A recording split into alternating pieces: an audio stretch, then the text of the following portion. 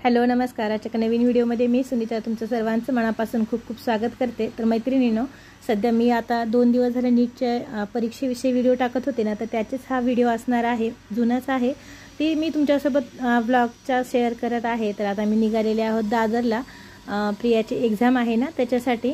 तर मी आणि अभय जाणार आहोत आणि मिस्टर स्टेशनपर्यंत सोडायला येत आहेत। विनायक मंदिर के सामने से लेना, वो अपना चर्च है ना, चर्च के सामने से जाना है हम लोग को। इधर से ट्रैफिक ज़्यादा है वो शारदा आश्रम स्कूल की तरफ से।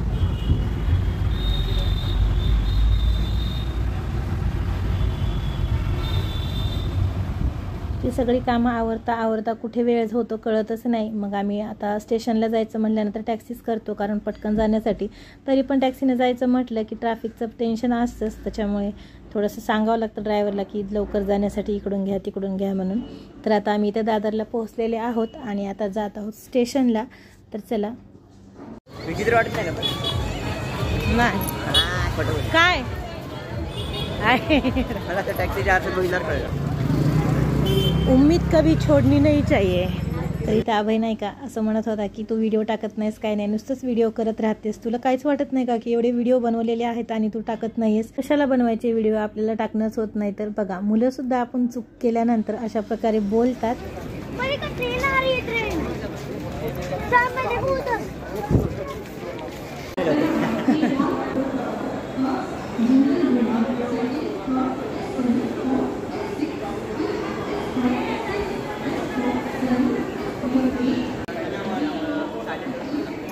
फायनली एवढ्या गर्दीमध्ये आणि घाईमध्ये दादर स्टेशनला पोहोचलेले आहोत आम्ही।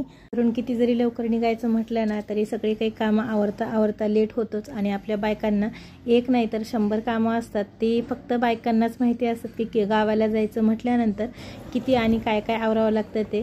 त्याच्यामुळे नेहमी कधी पण जाते वेळेस ना मला थोडंसं उशीर होत नाही, तरी पण मिस्टर एवढी घाई करतात ना लवकर चल म्हणून, त्याच्यामुळे माझा इथं थोडासा मूड ऑफ होता। घरात असणाऱ्या कामांचं आणि गावाला जायचं म्हटल्यानंतर आवरावं लागणारं स्त्रियांचं दुःख हे स्त्री समजू शकते। त्याला अशा गोष्टी होतच राहणार, चालतच राहणार। आणि इथं आमच्या बॅगा वगैरे आहेतच।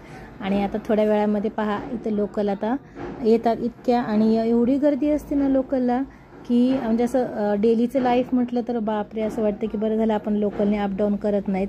किती लोकांची गर्दी, किती धावपळ आणि किती एका प्रत्येकाची धडपड। आणि हे एक दिवसाचं नाही आहे, रोजचं आहे। जॉबसाठी येणं जाणं किंवा अपडाऊन करणाऱ्या स्त्रिया असो किंवा पुरुष असो, हे मुंबईमध्ये राहणाऱ्या लोकांचं गर्दीशी रोजच तोंड द्यावं लागतं आणि त्याच्यातूनच आपल्या आयुष्याचा किंवा जीवनाचा मार्ग काढत पुढे जावं लागतं।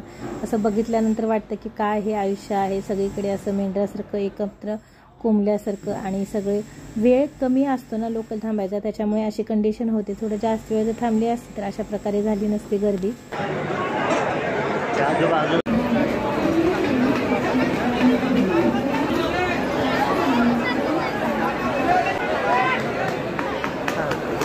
मुंबई म्हटलं की अशा प्रकारची गर्दी आणि अशा प्रकारची धावपळ असणारच। नवीन येणाऱ्यांसाठी हे खूप स्ट्रगल किंवा खूप आश्चर्यकारक असतं, पण रेग्युलर राहणाऱ्यांना सवय झालेली असते, त्याच्यामुळे काही वाटत नाही। आणि आता या 2 लोकल गेल्यानंतर आमची ट्रेन आलेली आहे, तर करेक्ट वेळेवरती येते, थोडंसंही मागं पुढं होत नाही। ही एक मुंबईच्या रेल्वेच्या टायमिंगची विशेष खासियत न लागतं की लेट होतच नाहीत, करेक्ट वेळेवरती येते। त्याच्यामुळेच मिस्टर घाई करत असतात, त्यांचं हे बरोबर आहे, चुकीचं नाही।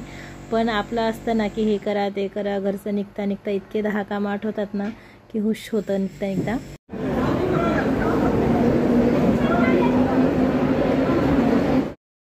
तर आता आम्ही दोघंजण सीटवरती बसलेले आहोत। मिस्टर आम्हाला सोडून गेले, ते पण येणार आहेत, पण त्यांना ऑफिसमध्ये थोडंसं काम आहे 1 दिवसाचं, त्याच्यामुळे त्यांना सुट्टी नाही मिळाली, ते नंतर येणार आहेत। तोपर्यंत आम्ही आणि अभय दोघंजण जात आहोत।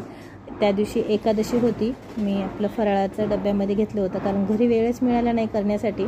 मग सीटवरती बसल्यानंतर अगोदर फराळ करून घेतला आणि आता निघालेले आहेत। आता मस्त अशी झोप घ्यायची आहे आणि आता सकाळी भेटूयात आपण।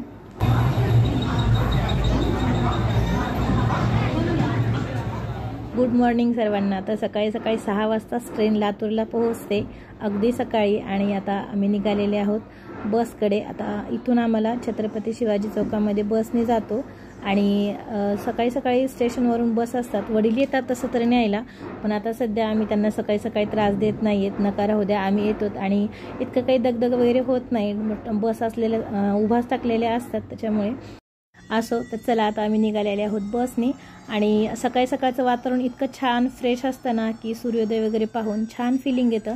मुंबईमध्ये सहसा असं इतकं वातावरण आणि सनराईज पाहायला मिळत नाही उंच बिल्डिंगमुळे. तर चला आजच्या व्हिडिओमध्ये आपण इथेच थांबूयात, पुन्हा भेटू याच्या पुढच्या व्हिडिओमध्ये लवकरच. शेवटपर्यंत व्हिडिओ पाहिल्याबद्दल तुमचे खूप खूप आभार. भेटूया लवकरच नवीन व्हिडिओमध्ये. चला तर मग इथेच थांबू. जय जिजाऊ, जय शिवराय, धन्यवाद.